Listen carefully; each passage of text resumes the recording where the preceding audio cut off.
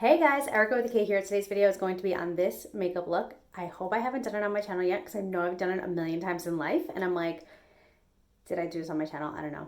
It's just on the eyeshadow. It's from the Bye Bye Birdie palette and we're going to be going in with some of my favorite colors today. I'm really excited about this one. And so let's just get into this.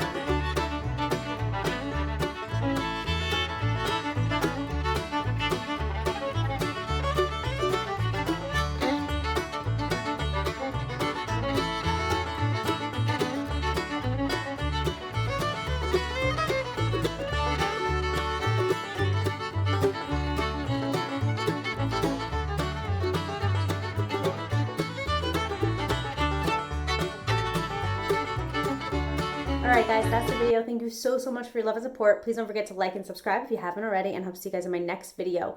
Before I finish my outro, I want to say you can definitely take the Excuse Me or even the ruffles and put it on this eyeshadow look to give it a little bit more of a pop.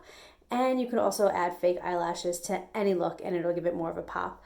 But I'm going to work today, so it's a little bit more natural. So anyway, love you guys, and until next time, work hard, dream big, eat cake. Bye guys!